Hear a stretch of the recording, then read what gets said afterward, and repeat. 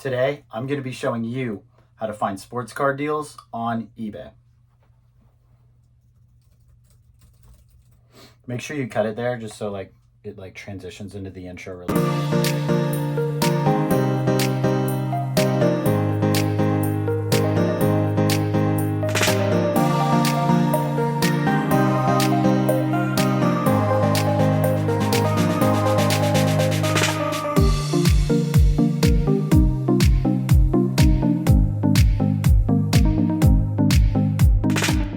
Today, we're going to be talking about kind of tips and tricks that go into buying on eBay, kind of my thought process when it comes to saving a little money. The first thing that I go to saving money when it comes to buying is making sure I'm purchasing lots and not singles. And I'll show you an example why this is super important. I'll pull up my screen for you guys. If you go to eBay, you can see Erling Haaland Sapphire PSA 9 individually sold for $176.50. So that shows you what that card sells for. I can show you some other sales. This one actually sold for $200, a little bit more. This one sold for $222 or best offer. So you're starting to get the idea of what this card goes for. But if you look up lot after that PSA 9, notice that a lot of 4 of those cards sold for $449. And you might be thinking, that lot seems like it's a little underpriced if each of those cards is around $200. So this is a strategy I use when it comes to buying and selling sports cards. If you buy more cards, if you buy a lot of cards, you tend to get some really good deals because you're buying more from that seller.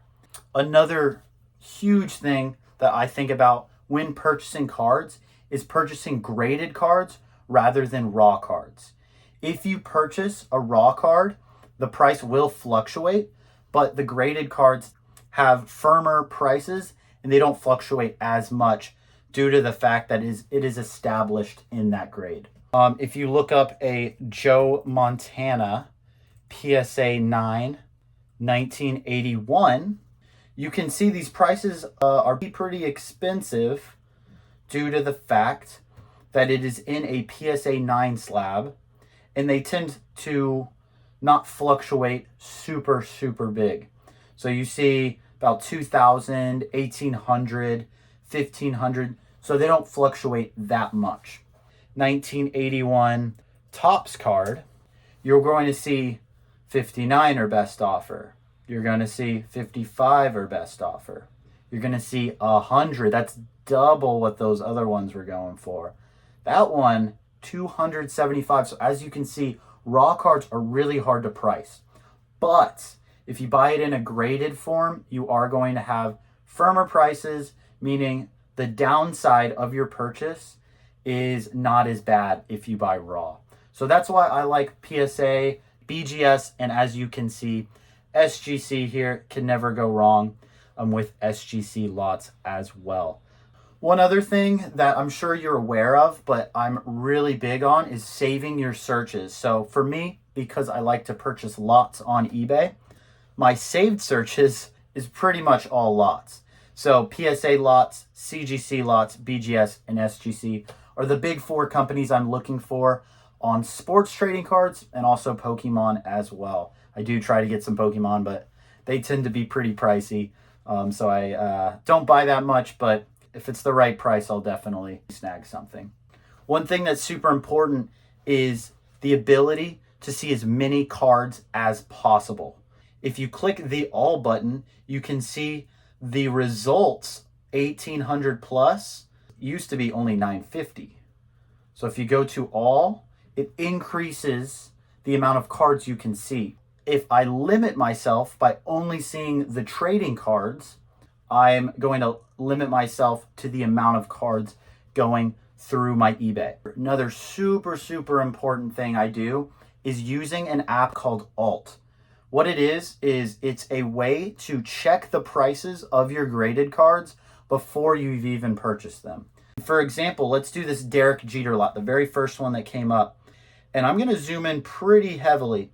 What's going to happen is if I scan my phone with the Alt app, you have to go in the app, click the top right, there's a camera icon, and you can scan that barcode right there. As long as you get those numbers in that picture, it will show you what that card goes for on eBay and all platforms. So it's a really good way of understanding the exact market of the card you're trying to purchase. And since this one is 15 of the same card, you get a really good idea of what this lot is actually worth without having to spend too much time researching these cards. So using that app saves a lot of time and is also super accurate when buying and selling your sports cards. One thing that's super important that I tend to do is bidding last second to limit the amount of bids on the auction before it sells. The less bids going up into the last couple seconds, the less eyeballs on that card. If you bid too early, you're going to drag more attention to that listing, which will cause the price of that lot to go up over time more naturally. You also might not even want to watch the item. That helps me kind of sneak under the radar with a couple good lots I find. So that's another way you can maximize your profits when buying sports cards. Now a tricky one, shill bidding. What shill bidding is if the seller of the card gets on another eBay account, whether it be a friend or another account they have started, and they pump up the price of that lot or card unnaturally. Notice this bidder has almost 3,000 interactions with people, which shows that this is a pretty promising eBay account that is bidded. Looks like they have 100% positive feedback, lots of bids, lots of items bidded on. So this is somebody that buys a lot of items on eBay. That's a good sign. If it's a new account, be aware of that. That might be a bad sign. Another thing to look out for when being shill bidded is if that seller messages you, hey, the person who won this item did not pay. A lot of times the actual person that won the item was the seller on another account. If that's the case, they will try to sell you the item at a premium price, one that you bid on, maybe a lot more than what the card or lot actually goes for. So be aware of this. This does happen all the time. You don't want to pay more than what you have to if you are trying to make money in this hobby. If you're trying to buy and sell and flip cards, look out for shill bidding. Happens all the time. It's unfortunate, but those are some ways you can get around it. Make sure you're staying away from the toxic part of this hobby, which is shill bidding. Last but not least, when you are purchasing a product, you want to make sure you're getting a good deal, right? But unfortunately, eBay has lots of fees and there are taxes on lots of items on eBay. When you're buying and you're trying to make money, want to pay a percentage below what the comps go for on eBay. But I'm going to show you guys an example. So unfortunately, I'm filming with my camera, so I can't use the Alt app. Usually I would.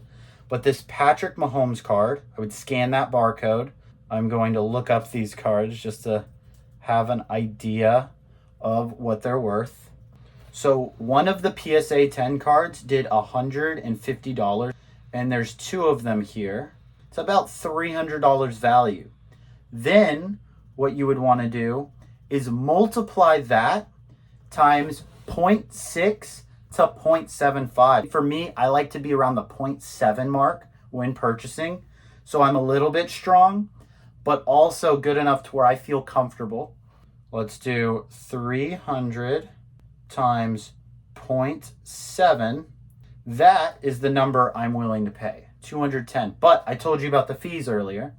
Now, what you want to do is do your 210 times 0.1212. That gives you about $25. So we had that 210 minus 25. So now you're starting to get an idea that there's a lot of fees, a lot of taxes, and you want to get a good deal on the lot. So paying at a percentage. So now we're at 185. Let's look at the shipping. So luckily it's free here. If it's not, you usually have to factor that in as well. So 185, this is the number I would be willing to pay on this item.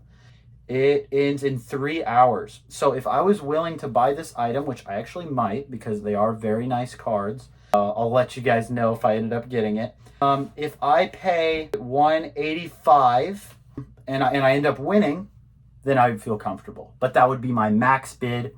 And my strategy, like I told you guys earlier, would be to purchase this item at the last second. Basically, when it says 3 seconds to go, I like to submit it because I have fast internet and I tend to either win or not so much. All right, guys, that's it for today.